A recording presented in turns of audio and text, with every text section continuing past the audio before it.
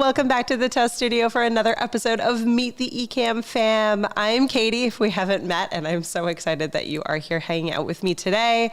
I have a bit of a cold, so apologize if my voice sounds a little off from the usual sparkle that I bring to this show, but hopefully we'll have a great conversation regardless. And as always, if you have any questions or comments or kind words for Paul and I, be sure to drop those into the comments. This one's going to be a little bit surreal for me because normally Paul is in the comments moderating, so hopefully things do not go crazy away as we're both here on screen today.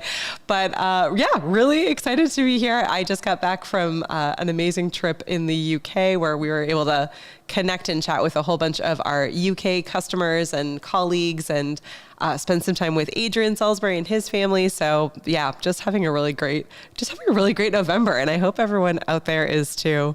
Well, without further ado, let's bring Paul onto the screen. Paul, thank you so much for hanging out with me today. Oh, thank you. Oh my goodness. It should be fun. I know. I have been so excited about this. And my schedule's been so crazy. I looked down and I was like, yes, Meet the Fam is with Paul today. We did it. We're here.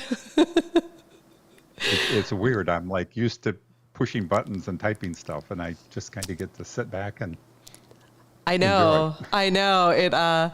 It takes a little bit of getting used to. I did my entire presentation at Courageous Content Live about how I started my career as a copywriter and, and then moved into social media. And I spent the entire time kind of like you, hidden behind the keyboard and typing and copying and pasting, and sort of the level of control that comes with it that you have to sort of set aside when you're on video is a surreal feeling. So I'm glad you were up for letting us pull you on camera and be able to ask a bunch of questions. So it looks like we have the whole gang here. I see Elaine is here hanging out. We have Aubrey and Parker. Parker, normally you're first. Elaine got you this time. I love it. We have Glenda hanging out. Oh my goodness. I love seeing everyone here. Congratulations to India, who just joined the Switchboard Live family. While we're all hanging out, we should say congrats to you. So we're super excited to see what you'll do in the switchboard space. Glenda says that she gave you the moderator extraordinaire name. Paul, we'll have to confirm whether or not that is true. Well, I think we're mostly family today, but you know what? Hey, just in case anyone is watching who doesn't know who you are yet, do you want to just give a little bit of a background on who you are and why we call you Mr. Moderator? It's hard for me to believe, but my name is Paul Duncan. I live in the Bay Area of the San Francisco Bay Area of California. This all started about a year and a half ago. I think it may be getting close to 2 years. A friend of mine who's a life coach wanted to start doing YouTube videos, and she asked me if I could kind of, help her figure out how to do it. So I started doing some exploring and digging in and searching and stuff. And along the process, I came across Ecamm, and it truly was a life-changing event at that point. I started getting involved with Doc Rock and Livestream Pros and Adrian's group. And then my friend, she went off in a different direction and decided not to do the YouTube videos at that point. And things just started evolving with me.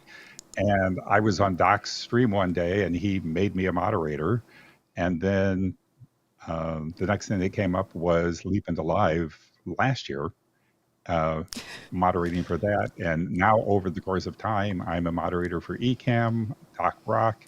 I think last count, I moderate for 13 streams a week. There's some other add-ons that I can put on there, but I've done like large events anywhere from a couple hundred to over almost 10,000. It's just, I had no plans of this 2 years ago of getting into this, and suddenly here I am.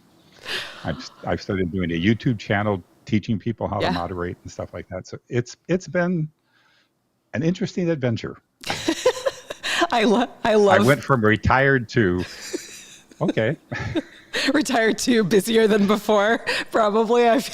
feel like that's how it always goes. Close. Hey, never bored, right? At least you're never Nope. bored.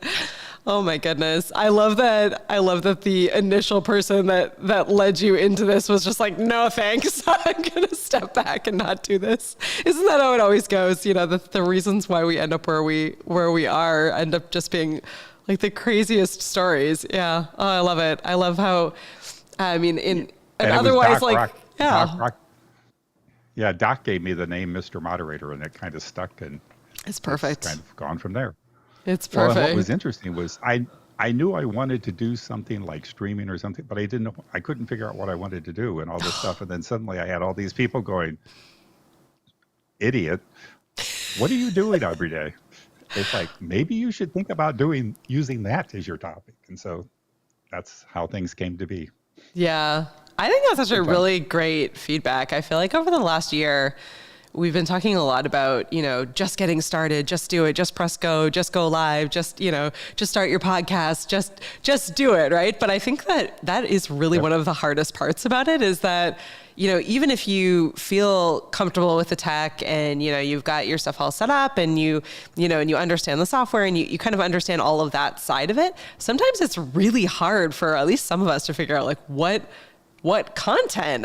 It sounds like you are probably similar to me and a couple of other people out there who, maybe we wear multiple hats. So there's like different things we could talk about. And then it's even harder to be like, okay, like, do I talk about chicken keeping or do I talk about traveling? So yeah, I think it's great that you ended up in the moderation space because there's a lot of people that would really benefit from having a better understanding of why moderation makes a big difference and why having external people, this has been huge, has been a game changer, as we always say, for Ecamm. So yeah, I think that's a great journey because I do think that a lot of people are in that same space where it's like, I know I want to do this, but what?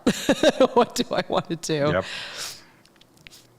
Sometimes what you need to do is staring you in the face. And it was like, it was kind of like the light bulb suddenly went on when everybody started hitting me with the 2x4 going, wake up. I love it. Just is a 4-letter word. Just is definitely a 4-letter word. Absolutely true. All right, Paul, I do want to dive into moderation. So forgive me for not asking like specific questions about, what you do. So I think we should really start general and talk a little bit about why moderation matters so much. So, certainly I think as a company, we're growing and our community spaces were getting bigger and our live streams were becoming more popular, it just felt really apparent that we were not going to be able to manage it. But as you think about moderation, like, why is it so important and why should businesses of whatever size be thinking about whether or not they need moderators or how many moderators they need? It's if you've been on streams nowadays, whether it's a content creator or a company stream, you're starting to see a lot more, to put it mildly, disruptions happening in chats, things popping up. And as the person presenting, that can get very distracting to you because you're trying to discuss a topic or explain something, teach something, and all of a sudden all these comments and stuff are starting to pop up on the screen. And you have to change your focus and deal with those things. So it throws you off your game, which then disrupts the entire flow of the stream.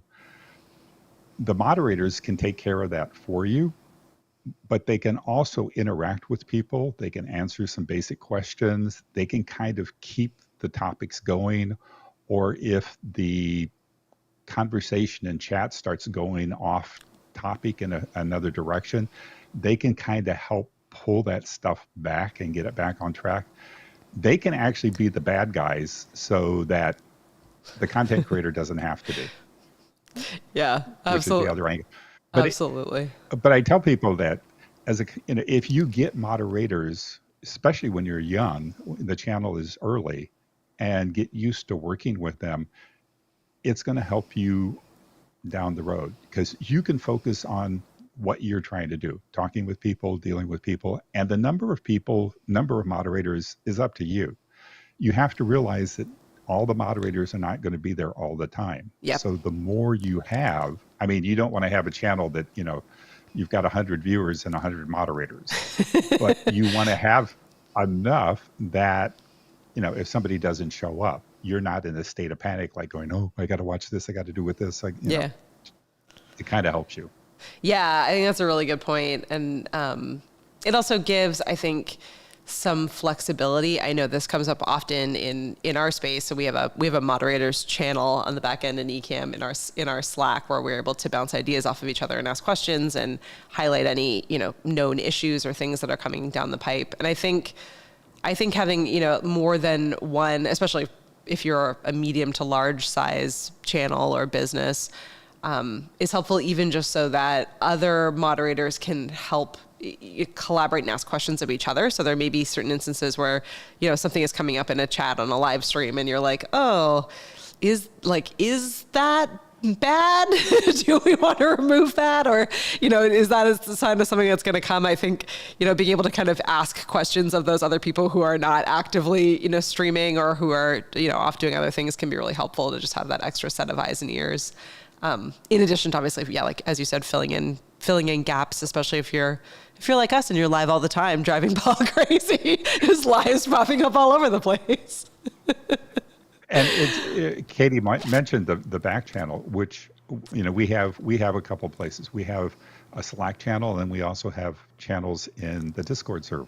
Yeah. And on the Discord server, one of the things that happens is anytime we take action on somebody, we remove a post, we do something, we log that in Discord. So there is a kind of a record of it. Yeah. So if anything should ever comes up, Katie can always go over there and look to kind of see what was going on.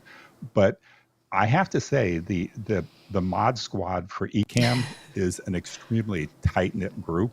We talk all the time, and we'll see something, and I frequently will say, here's a situation, is it a concern, or is it just some old man's kind of mental state going off on the, but we talk all the time, and we throw things and questions and comments and talk about how do we deal with stuff and such things like that. Yeah. And in this process, I want to kind of say that if you're a moderator for a content creator, it's very different than being a moderator for a company.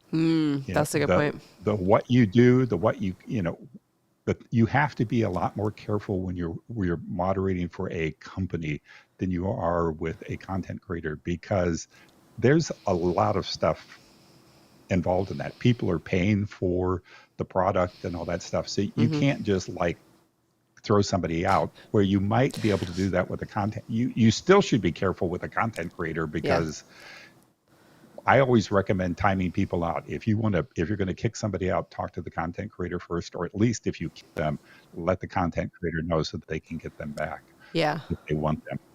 It's something you have to be careful with, but just keep in mind, it's a very different mindset. Yeah, I think that's a really good point.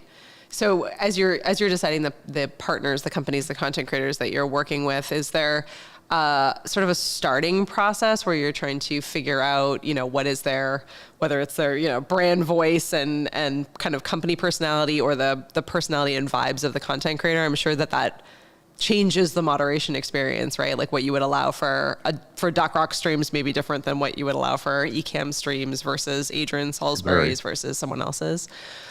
Yep. A lot of that is because generally, if you're going to be a moderator for somebody, I mean, it's something that they're giving you. It's not something that's like, hey, make me a moderator type thing. But you've been on the stream enough. You understand that content creator. So you kind of have an idea of what their flow is when you start going into it. And then if you're new, I always recommend just kind of, if there's other moderators, just kind of step back and watch, see what happens, how things are handled and all that stuff before you start taking action. And if you have questions, reach out to the other moderators or the content creator and say, how do you want me to handle this or something? But yeah, it's true. How I deal with stuff in Doc Rocks is extremely different than how I deal with Adrian's, or how I deal in India's, or Tom Buck, any of those. It's you have to kind of get an understanding of who you're working with. Yeah, absolutely. I'm loving these comments. And you're going to make a mistake. Yeah, You're absolutely. going to make mistakes. You're going to make mistakes. Todd says that you've been training his wife and son, and that you're vital to their. Yeah, absolutely. I mean, we're all learning together, and being able to kind of see what's possible and learn from someone like Paul is huge. Actually, this is a great point to bring up another question that you've really worked hard to build out kind of these resources, and one of them is your blocked word list, which Tech Troublemaker is saying has been incredibly helpful. So talk us through that process. I'm sure that comes from being in some of these streams and just really learning what some of these kind of trouble words or words that you definitely want to be able to block out are. Yeah, when I started seeing a lot of porn spam and just other kinds of crazy stuff going on in streams, I started doing some research, and there were some blocked word lists out there and stuff like that. So what I did is I started looking at those and then adding more to it. So I now have a list that's got over 2,000 words and phrases. They're extremely explicit, but that's you don't want to spend time casually reading them. Yeah, you might find out things you didn't know, but that list is available to purchase, and then you just go into your studio, using YouTube as an example. Go into Studio, and then into Settings and Community, and then just add those words into your blocked word list. And when somebody types that in, like, we'll use the word fun or for, make that easy. So if somebody was to type F at R, it would see that as a variation of the word and block it. And so what happens is, if it's on the list, if it's a physical word, like it was the word hi, it would never show up. It would just the comment would never show up. If it was a variation of the word, it's going to show up, but it's only going to show up to the content creator and the moderators for you to either allow it to be posted or hide it. So it only looks at words in the comments. It does not look at channel names. And we're seeing a lot of, dating sites and all kinds of other stuff in channel names that it's not going to prevent happening, but it will prevent any words that are typed into the chat from making it onto your stream. Yeah. So it's not perfect, but it's an added protection. Yeah. It's really helped in the Ecamm stream and other streams that I do since we put it in. It certainly has. And are you making updates to that as you go? I'm sure that there's always new words that are coming up, or new phrases. Yeah, so once you've purchased the list, and it's only $10. Yeah, the link is in the description for anyone that wants to grab it. And downloaded it. As I see new things come up, I will update the word list itself. But for some people, that there may be words that I am blocking that you're okay with having typed in your stream. Yeah. So you may take some of the words out. So you may edit it. So rather than giving you a whole new list that's going to wipe out what you have, I will send you a list every month or whenever I update it of the new list, the new words added. So you have choice. You can either re-download the list and throw it back in, or you can just add the words that I've added. That's perfect. Yeah, and Peter's asking where it is. It's in the description right now. So, and if we have moderators watching that can grab it from the description and drop it in, that's another amazing benefit of having moderators on, is dropping in all of those links. But it is in the description, so you can definitely grab it from there. And again, it's an incredible resource, especially. You can run into a lot of trouble if you are without moderators and you are running a really, really busy stream and you have lots of people in the chat. If you were using a tool like Ecamm, for example, and you were bringing comments on screen like I'm doing right now, and you accidentally hit one of those comments, you don't have a moderator removing those or kind of on top of it, your account can get flagged and you can run the risk of ending up in some serious trouble as a result. So it's incredibly important to be taking these levels of action, whether it is hiring a moderator or a moderator team, or just being able to access and leverage a list like this to really kind of curate some of those comments in advance is huge. Absolutely huge. We have a great question coming in from Paul. Wants to know what advice you would give to someone who's considering becoming a big thing is just kind of observing the streams, it's hard to see what really goes on in the background, because once you're made moderators, you can start seeing the actions that are being taken, things that are being removed, and why they're being removed. But just kind of watch the stream and see what the moderators are doing. I kind of refer to the moderators as the welcoming committee. Yeah, They're the ones that kind of greet people, say hi, and just kind of, if things go south, and trust me, things are going to go south at some point, in your experience, your stream may die, your mic may mute. Though the moderators can kind of help you with that.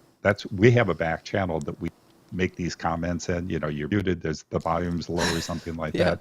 Yep. But you can also then tell the people, we're aware of this, we're working on it. Or if the channel goes down and you're starting the content creator starts a new stream, you can post the link into the old stream and kind of herd people over. But so the other thing, I mean, toot my horn, I would suggest watching some of the videos on my channel that kind of explain, because I try to approach it from 3 different angles: from a content creator's viewpoint, from a moderator's viewpoint, and then also me showing you how to do something like give a wrench or something like that. Yeah.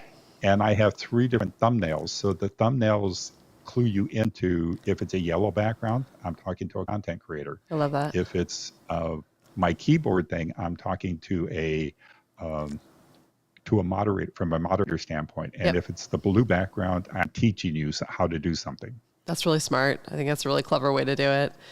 Yeah, I mean, one of the things I will say about you that I just love is that you are always watching and learning, and you're not afraid to bring questions back as well. So, I think it's, you've done a really great job, which I think is super important from a moderator, to just have this constant open communication where you're like, we had set up this process for this, but now, these different circumstances have popped up. Do we want to update that process? Or, do we want to reconsider this? Or, this person who was on our watch list is doing, this different thing. I think being able to kind of not be so focused on the rules that you miss, or block out someone that is well-intentioned, but is maybe, falling short of where they need to be.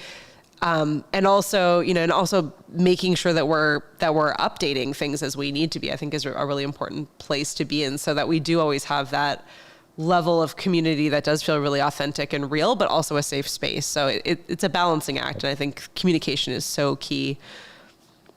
Yes.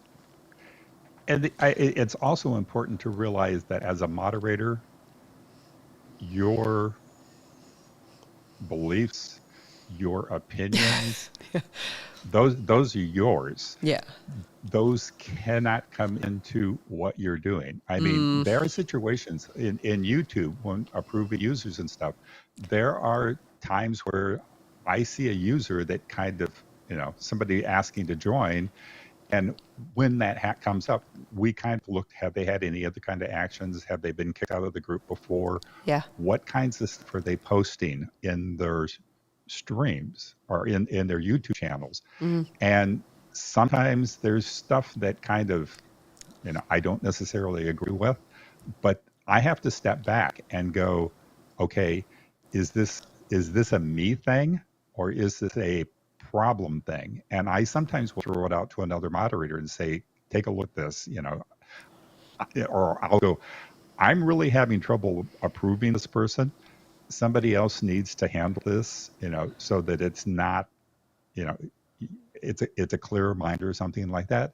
And if you do see somebody that is the spidey sense, the hair on the back of your neck stands up, or you're feeling a little unsure of, approve them, but just put them on post approval. That way, they're in a group. You can see what they do. You haven't really blocked them, but you can kind of see what they're going to do before they actually get into the group. So, but it's the big thing that I tell people is your opinions have to, your beliefs and everything have to stay out of this completely.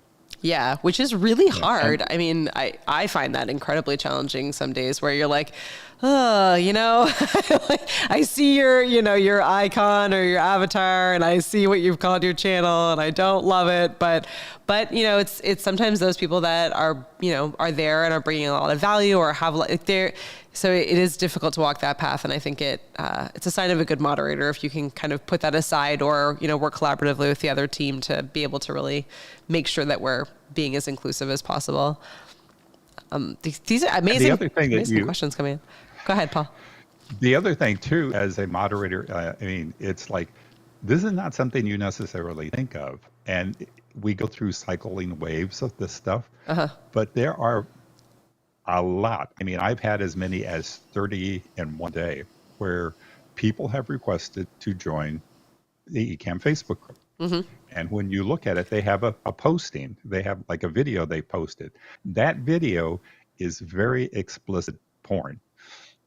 So you have to be ready to deal. Yeah, exactly. Yeah.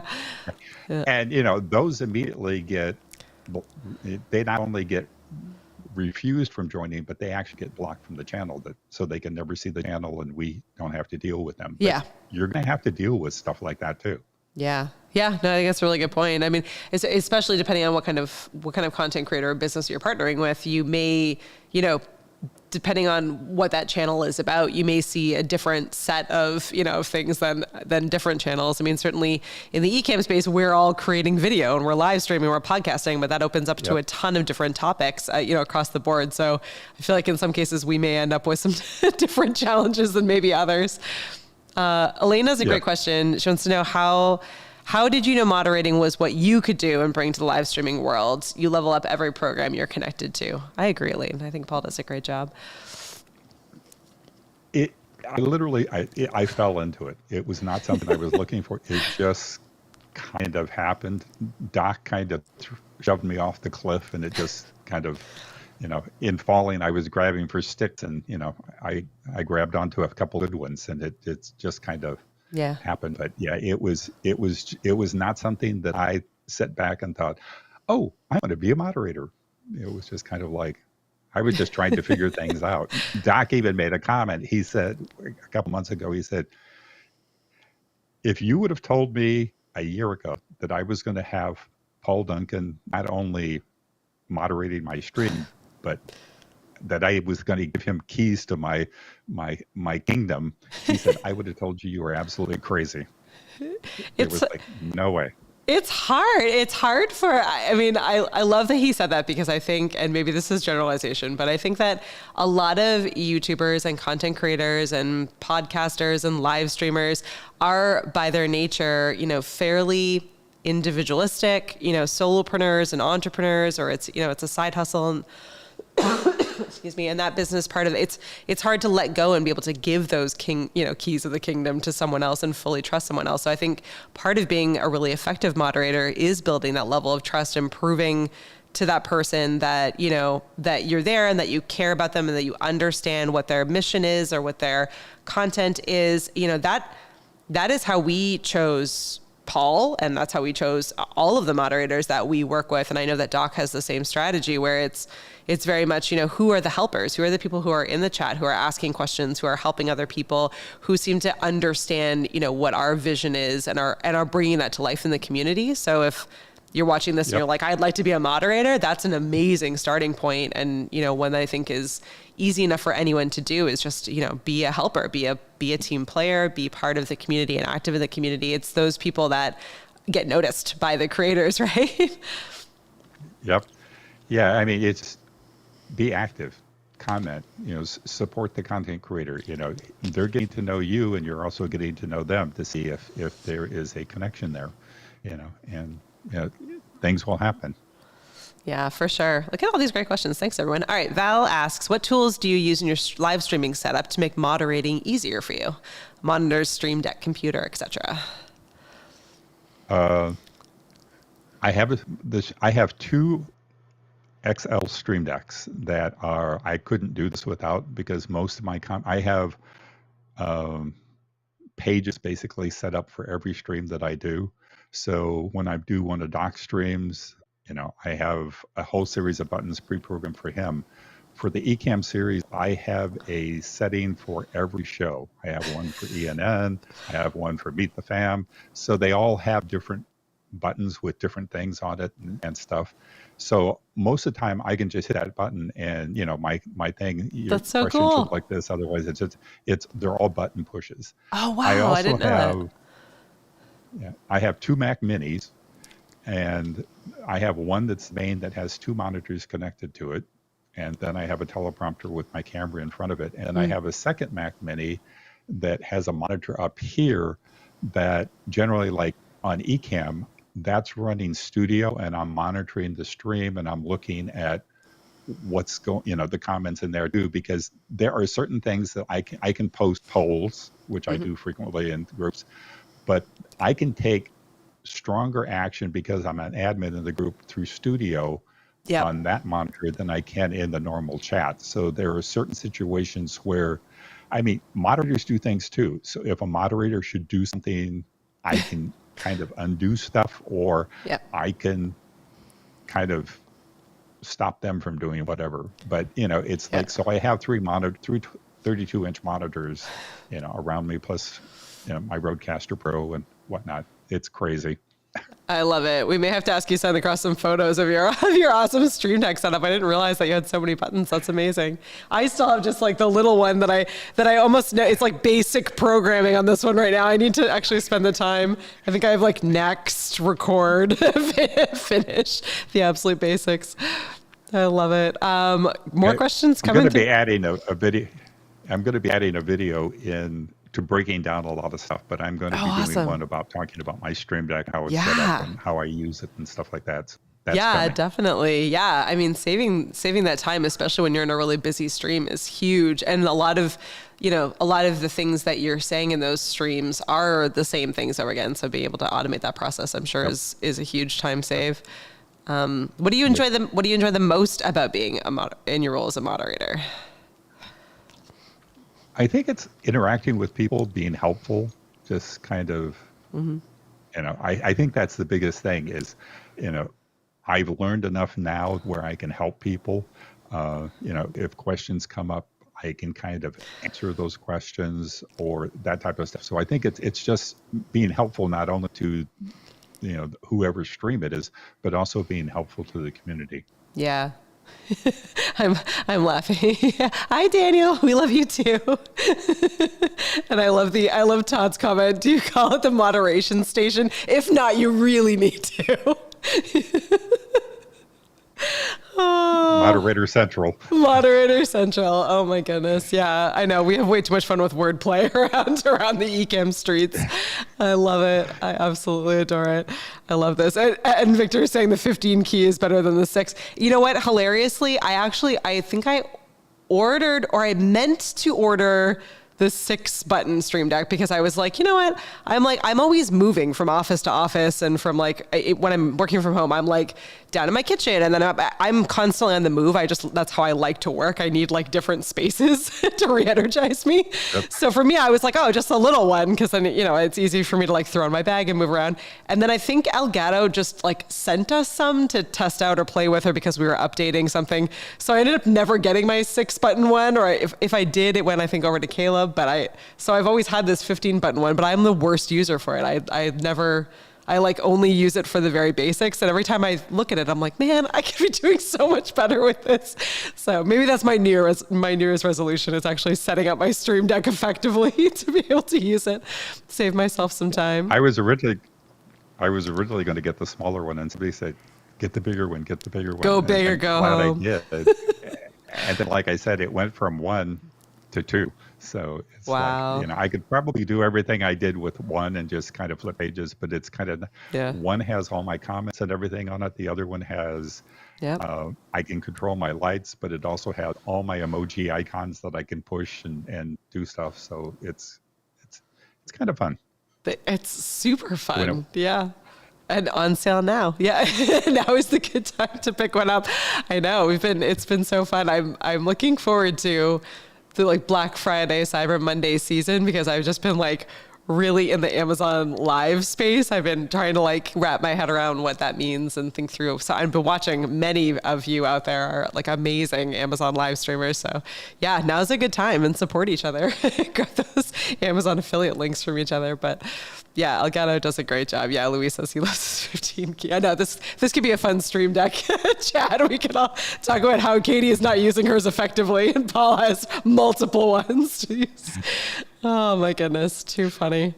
Oh, well, let's think about some of the other things that come to moderation. So I love that in the world that you're in, so there are live streams that you're moderating, there are Facebook groups, there are Discord servers, which is newer, I think, to you. Are there any other spaces that where moderators play and run rules? I mean, in LinkedIn, you can have moderators. Yeah. Yeah, and every platform is different in what you can do and how you go about doing stuff. Yep.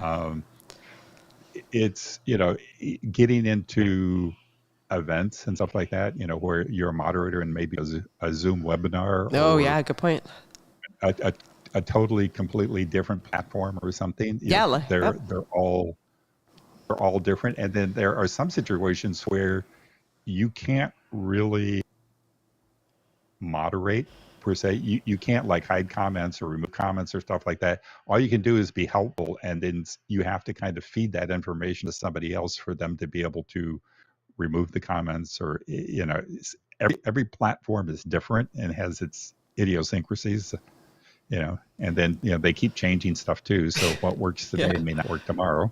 Yeah, that's absolutely true. Facebook is notorious for that above and beyond most other platforms. I think every time we feel like we finally wrapped our heads around it, it's like, nope, now there's a different feature, or they've changed a feature, or something else looks a little bit differently. And with Facebook, it's not only just that they keep changing stuff too. It's like what kind, if it's a personal page, if it's a business page, everyone has its own little things nuance that you can do. You might be able to do over here, but then you get over here and it's like you go do something, it's like, why doesn't that work? There's some of the things, if you like in YouTube, it kind of depends. If you remove a comment, you can actually bring it back, or if you ban somebody, you can unban them. But there are other times and other things, and I'm trying to figure out what the magic formula is for this. But I've been in others where you can't undo something. Once you've done it, it's like it's over. Done. Yeah. Yeah. I think, I'm interested in your perspective of this. It feels to me like YouTube is probably the most versatile, I guess, for lack of a better word, platform for moderators. Like, it seems like there's a lot of different options and ability for you to do different things. Is that the case, or is there another platform that you think is more helpful than? No, I think YouTube is probably the best one. It's just, I just wish they were better at blocking channel names from reappearing. Yeah. Because their turnaround, they have all the channel name looks the same, but they've done something like a hidden character or something like that makes it different. And they're getting good when they start spamming you. They don't just like 5 or 6 times, and it's like, as a moderator, you're going to catch the comment, they're like flipping by, and it makes it kind of like whack-a-mole. Yeah. But YouTube is probably the best for moderating. Yeah. LinkedIn has been interesting. I mean, Discord's pretty good too. Yeah, that's true. Yeah. LinkedIn has been interesting because it has a very different style of chat where you can actually like DM and talk with people one-on-one, or follow them in different ways that you're not as easily able to on the other channels. So it'll be interesting to see how they continue to build that out, and where moderating on that channel ends up in the grand scheme of things or process. And depending on your capabilities on Discord, because I have, I don't remember, I can't think of what it is right now, but I have like an equivalent of like an admin ability in Ecamm's Discord server. Yeah. So when I go over, or not Discord, but LinkedIn. Yeah. When I go over to LinkedIn, I have to be careful how I get over there. Yeah, how you show up. Yeah. Mm-hmm. I will start showing up as As Ecamm. as myself. Yeah. And I always tell moderators, because I can do that right now. If I went up to studio and I posted something, as a matter of fact, I'm going to. With live I just testing. post that. And so I'm coming across as Ecamm, Yeah. even See? though I'm typing. So I tell Yeah. moderators, if you have that ability, you need to be very, very careful, Yep. because when you post in a stream and it comes across as Ecamm, everybody thinks it's Katie or it's actually Ecamm talking. Yeah. And so they don't know it's me. Yeah. So I am very cautious in any of the streams that I am where I have that capability of using that, because I don't want to come across as speaking for Ecamm, Yeah. saying something. Because if I was to say, some crazy thing in there, they're gonna assume it's coming from Ecamm, and that's like, I avoid that, like the plague. That's a really good point, because there's a few platforms that don't make that overly easy. LinkedIn is certainly one of them. YouTube, you can like generally Yep. see, but it definitely, you could certainly screw it up. But I even Yep. struggle on LinkedIn. Sometimes I'm like trying to show up as Ecamm and I'm just Katie, and I'm like, can't see, or when I want to be Katie, I end up in Ecamm. So yeah, it can be tricky. And especially if you have, if you have these multiple accounts and multiple access to all of these different spaces, I think, good moderators are going to need to be really organized and have a really good understanding of, what accounts you're logging into, because you could certainly, if you're an admin on, a business page because you're helping, moderator run point in one of their communities, you could accidentally share Yep. a political post out, that you mean to put on your own page that ends up like, there are all these things that could happen without paying close attention because you have access to so many different Yep. places. Yeah. With great power comes great responsibility. That's exactly what I was meaning to say. There you go. Absolutely true. It's true though. You certainly would need to, do you have like maybe you're not at the point where you need this yet, but do you have like a master spreadsheet of all of the different like levels of access that you have on different accounts for different places? Like, how are you keeping tabs on all of that? Or is that just within the platforms themselves? Yeah, mostly within the platforms. I've actually thought about doing that and looking at that, because Yeah. it's my list is growing. Yeah. But it's somewhat self-evident. It's like with Studio, I have to go in. There's a process I have to do to switch over so that I am, quote, from the Ecamm standpoint. Yeah. So some things it's I have to go through a process to do it. But the flip Yep. side of that coin is, when I'm done with a stream, I make sure that I get out of whatever, because I had this the other day. I was in the Ecamm stream and I went over to do something else and I was still Ecamm, and it was like, oops. Yeah. So you just have to be careful. You have to think Yeah. about what's doing. And the other thing too is, when you're a moderator, you're kind of setting the example for the channel. Mm-hmm. So you need to be careful what you say, what you do. I mean, you going on if I went on somebody's stream as me and they didn't know who I was and something like, I could get away with saying certain things, but I have to be careful now, because I'm kind of representing that channel, and I Yeah. also because people kind of connect me with Ecamm Mm-hmm. within this community, I have to be very careful no matter where I go on other streams. Sorry, Hi, Maestro. Maestro's making his presence known. Exactly. I have to be careful with what I say and do, because I am not an employee of Ecamm. I'm just a volunteer person, but people kind of think I'm part of Ecamm. So no matter Yeah. where I go, I'm kind of representing Ecamm. So I have to be aware of that. Yeah. And not kind of do something crazy. We can't imagine what you could do, but that would be all that crazy. But hey, you never know. It's true. I mean, it is, if you're kind of coming at this conversation from the from the other side of the coin, not, not that you want to become a moderator or that you're looking into moderation, but you're a business or a content creator looking for moderators, it is really important to, to find those people within your community space that you feel, really fully understand you, and really it can be an extension of your brand or of your, creator voice, because that is important. That it is a big responsibility. It's an expectation that you're putting on them that they, as they're in all these other different communities, probably ones that are similar, like in the Ecamm space, Paul is obviously also going to be in, on other streams or in other communities that are really similar to ours, whether it's tools that are complementary to ours or, other content creators that could even be using any of our competitors, right? Like, so that, that voice is going to mean something differently in all those communities. And you're right, I think there is an association. Val says, Maestro needs to be careful of what he says or Paul will ban him. Very true. You need like a little cat emoji for your stream deck that you can pop up. That would be amazing. I love it. I love it. I love all these people who are listening quietly from work. You always crack me up.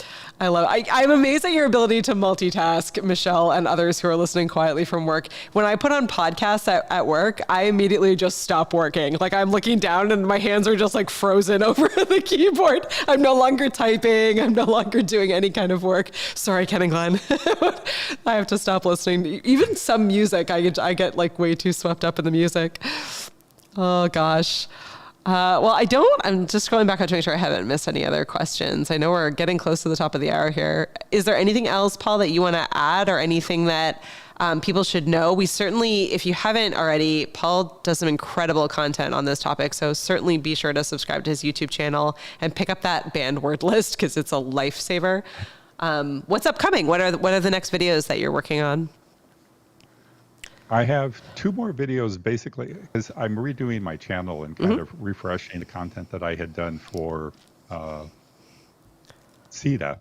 It's kind of how this all got started. Right, CETA, Lita. I have 2 more videos kind of with explaining fundamentals, and then I'm starting to get into the technical stuff, having a wrench. How do you give a wrench? And it's going to be broken. How do you give a wrench on YouTube? How do you make a moderator on Facebook? Yep. And then I'm going to do it's probably going to be a 2-part series, but I'm working on being a moderator on Facebook because it is kind of involved. The challenge with that is I want to show you things, but I also have to be careful because I can't show you the who. Yeah, exactly. You have to like black out all of the names. Yeah. So it's a little bit more involved, but that's all coming. So there's going to be a lot of on stuff. And then if there's anything that you want me to answer or anything like that, put it in the comments of one of the YouTube videos or just send me a DM or something like that. And, I'll either explain it in a video or I'll do a video specifically on that. I'm hoping to get to a point where I start doing some lives where people can kind of hop on and that would be fun. Ask questions. Yeah. And the other thing that I have been told to look at, and it's probably in the next year, is actually creating a moderator certification program. Yes. Glenda was just asking if you were going to do a course. Yeah. I love that. Yeah. Bringing people into a, kind of a more formal course group. But then when they come out of it on the other end, once they've shown how they, that they can do stuff, they'll get a certification saying, you've been certified. And that way for other content creators, they know that they're getting a person that knows what they're doing. Yeah. And I've talked with some content creators and, as part of that course, having them come on to some streams, making them temporarily a moderator so that they can kind of watch and see what goes on the background and how things are handled. So that's kind of what I'm looking at. Ooh, that'll have to be on my list. Maybe I can get myself certified. I love it. I love it. Val says, can you speak on what are some of the initial things you look for from spammers coming into the channel stream? You seem to catch them pretty quickly. A lot of times it's names, or sometimes people come in and they start making they start making some subtle comments or something. Yeah. And you just kind of get a sense of stuff. Yep. And it's like, the spidey sense goes off. So then I start watching. But if I see somebody, I will, as a moderator, I can click on a comment on the three dots and I can say, go to channels. So I can see what their channel is, Yep. what they're about, and kind of start then kind of thinking, okay, this may be a problem. But I kind of keep a watch on stuff. And then as soon as something goes, then I usually what I recommend for moderators to do, unless you really know the content creator and what's going on, just time the person out. You may have to continue timing out. If you ever ban somebody on a channel, you need to immediately, after the channel, send a note to the content creator and let them know that you've banned somebody. Because as an example, in Facebook or in YouTube, once you ban a person, a clock starts. Once you've marked them for hidden, it will remove all the comments that they've made from that channel, but it will also start a process on the back end where it literally goes through every video on that channel and it will remove a comment that person ever made because they just disappear from the channel. Yeah. So you need to be very careful doing that because you don't know, that person may be a friend or there may be some other situation going on there. So never, unless given direct permission, never ever hide or ban somebody from channel. Yeah, it's really hard to know sometimes. So this is not like a great example, but I did when I first joined the Ecamm team. I was on we did I think one of Ken and Glenn's first Q&As, and someone had put a comment up on it that was like just like somewhat of a snarky comment. Like it wasn't like awful or whatever else. And I kind of went back and forth, and I think I answered it, and then their response was like even snarkier. And I was sort of like, I don't know what to do with this. Should I just remove this from this? Should I leave this comment up? And I left it, thankfully. And as it turned out, it was like one of Ken and Glenn's childhood friends, and it was like an inside joke that I just had no idea about. And this person wasn't at all being they thought it was hilarious, and he wasn't at all being mean, but it came across as kind of I was like, what is the end game of this comment, and why should I leave it? So you do never know. I mean, there might be something that's an inside joke or something that may seem, offensive or weird or strange or what have you to you as a moderator that could get you in trouble down the line if it ends up being, something that is important to the creator that you're working with, or a really close childhood friend saying something really weird. I'm just trying to copy here your list.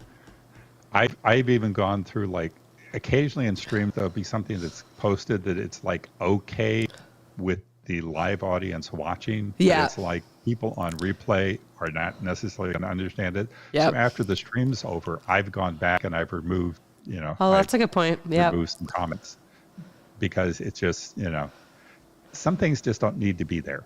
I mean, it's I tell people that if you're going to post something, think about what you're posting. Is it contributing to the conversation, or is it detracting from it? And especially as a moderator, you need to be careful that you don't sidetrack the conversation or get the people going off in a totally different direction. Yeah. So, because it's very easy as a moderator to totally. Oh, for sure. Squirrel the conversation. For sure. Again, we've done it. We've wasted another perfectly good hour talking about moderation and hanging out with all of you. I will not keep you all too much longer. I'm trying. I got some feedback last week that we don't have very many shorter videos, so maybe we should start working on that. But this was an incredibly helpful session, and we're seeing nothing but questions and comments coming through the chat of people that are interested in learning more. So definitely, if you are watching, make sure that you check out Paul's YouTube channel, which is in the description, and his banned words list, which is super helpful.